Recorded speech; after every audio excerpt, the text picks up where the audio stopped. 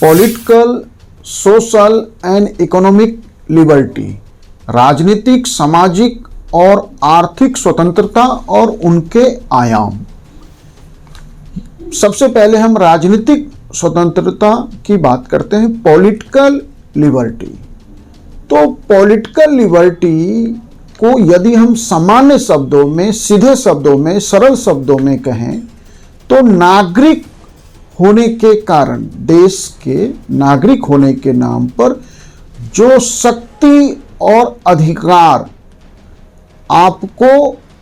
प्राप्त होते हैं, व्यक्ति के रूप में, समाज के सदस्य के रूप में, समुदाय के सदस्य के रूप में, देश और शासन की व्यवस्था में जो आपकी भागीदारी का अधिकार है, वह है राजनीतिक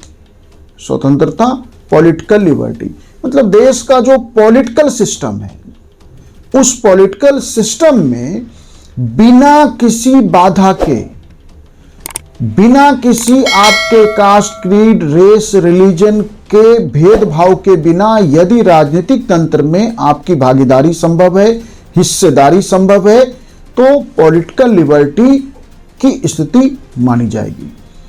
इसी के अंतर्गत जो मतदान करने का अधिकार है, और इसी के अंतर्गत मतदान करने और खुद उम्मीदवार होने का अधिकार, अर्थात चुनाव लड़ने का अधिकार है। देश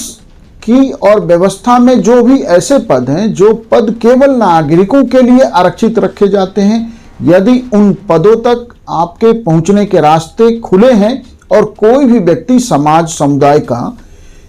यदि वो देश का नागरिक है, राजनीतिक स्वतंत्रता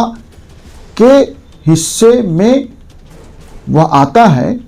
तो वह व्यक्ति क्या देश के महत्वपूर्ण संवैधानिक पदों तक पहुंच सकता है, उसे प्राप्त कर सकता है।